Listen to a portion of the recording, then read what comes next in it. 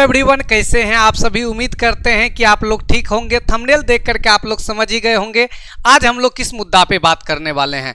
आज हम लोग बात करने वाले हैं BTET यानी बीटेट, CTET यानी सीटेट, STET यानी आपका हुआ स्टेट। क्या होता है इनके बारे में जानेंगे और इनके पाठ्यक्रम को समझेंगे यानी सिलेबस को, पात्रता यानी एलिजिबिलिटी को समझेंगे, आवेदन की प्रक्रिया को समझेंगे, परीक्षा पैटर्न को समझेंगे, परीक्षा मोड को समझेंगे, हम लोग की एग्जाम मोड क्या होता है। इनके अलावा और भी विशेष जानकारी लेंगे हम लोग इसी वीडियोज में। तो आप लोग सभी कोई ध्यान से वीडियोज को देखते रहें। सबसे पहले हम लोग समझते हैं ये CTET क्या होता है। तो CTET आपका हुआ सेंट्रल टीचर एलिजिबिलिटी टेस्ट। यानी आप लोगों को मालूम है कि एजुकेशन जो है, शिक्षा जो है, हम लोगों का दोनों सूची में आता है, संघ सूची में भी, राज्य सूची में भी, यानी ये समवर्ती सूची का आपका हिस्सा है शिक्षा। तो इसमें ये सेंट्रल का, ये भारत सरकार एग्जाम करवाती है, ये पूरे भारत के लिए एग्जाम होता है। कौन? CTET, central teacher eligibility test. इसका दो पेपर होता है, एक आपका होता है पेपर 1, एक होता है पेपर 2। पेपर 1 जो होता है वो 1 to 5 के लिए होता है।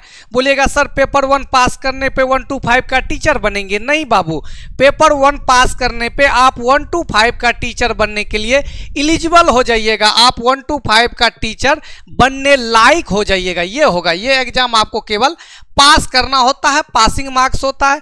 इसके लिए क्या होना चाहिए? 12वीं में न्यूनतम 50% अंक होना चाहिए और आपके पास जो है DLED होना चाहिए या BTC होना चाहिए। ये DLED के बारे में आप लोग जानते होंगे, डिप्लोमा एलिमेंट्री एजुकेशन आपका होता है।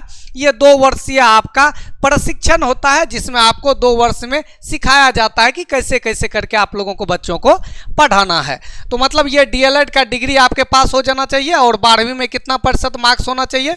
50% मार्क्स होना चाहिए। तो आप पेपर 1 सीटेट का भरने के लिए एलिजिबल हो जाइएगा। लेकिन यदि 12th पास आउट है, DLED में एडमिशन एक दिन भी हो गया है, तो सीटेट का पेपर 1 आप क्या कर सकते हैं?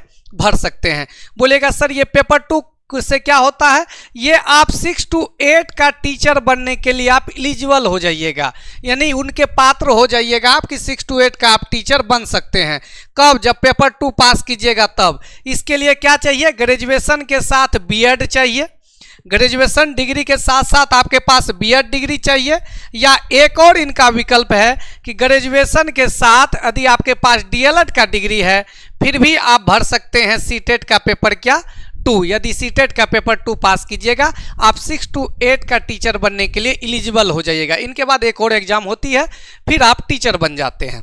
तो ये आपका रहा सीटेट के बारे में। अब हम लोग समझते हैं किसके बारे में? बीटेट के बारे में। बीटेट, बिहार टीचर एलिजिबिलिटी टेस्ट। तो सीटेट आपका सेंट्रल का था, सीटेट किसका था? सेंट्रल का यानी भारत सरकार का, और बीटेट आपका होता है बिहार सरकार का, यानी ये बिहार के लिए आपका आएगा।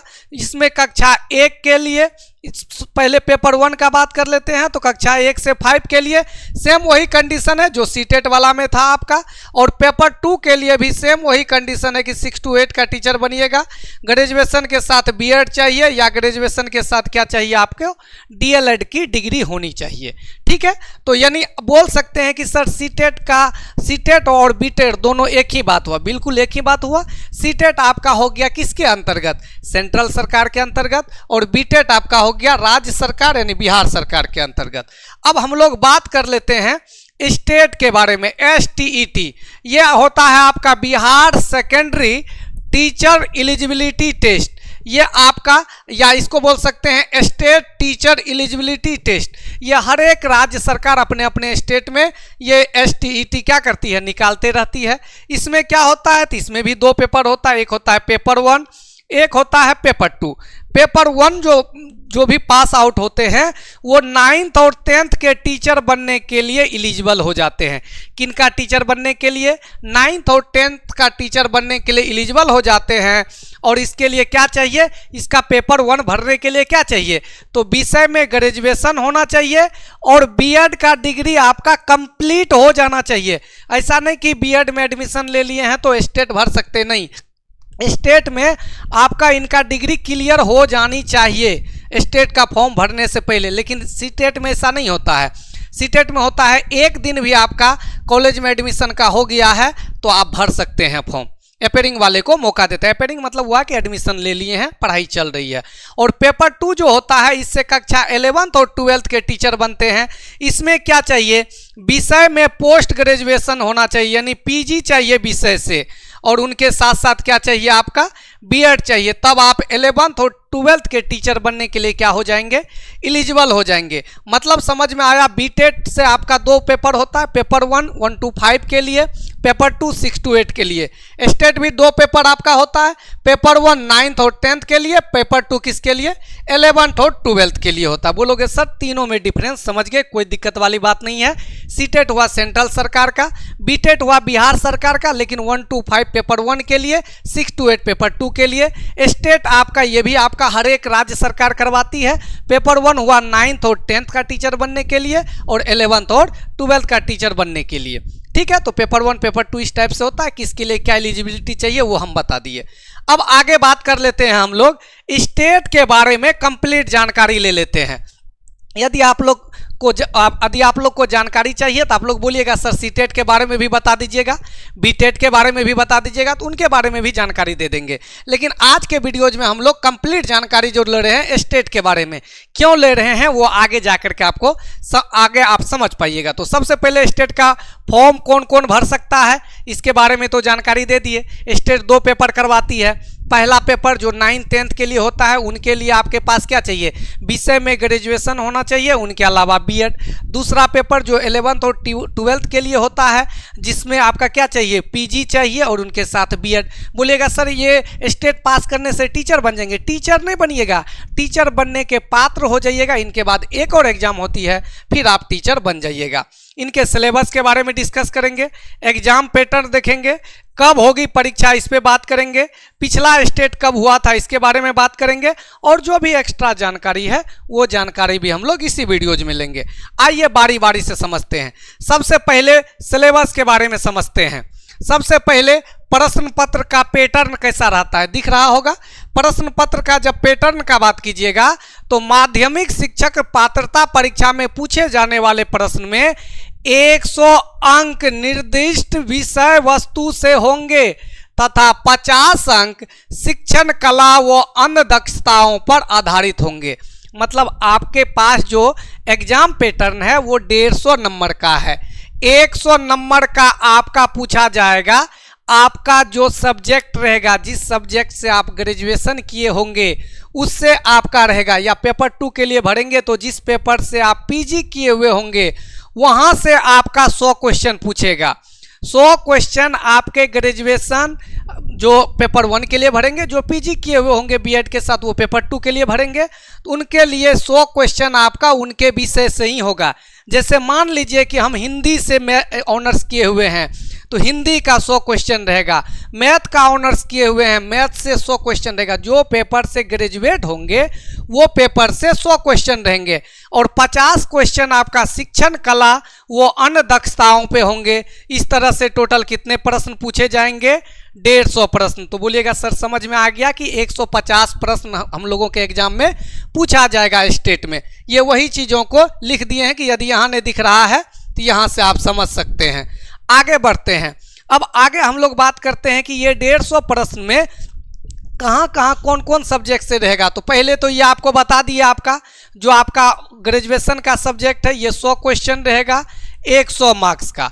बाकी 50 का बात करते हैं तो आपका आर्ट ऑफ टीचिंग से रहेगा 30 क्वेश्चन जो आपका 30 मार्क्स का रहेगा। इनके अलावा जनरल नॉलेज से 5 क्वेश्चन 5 मार्क्स का। इसके बाद इन्वायरमेंटल साइंस से 5 क्वेश्चन 5 मार्क्स का।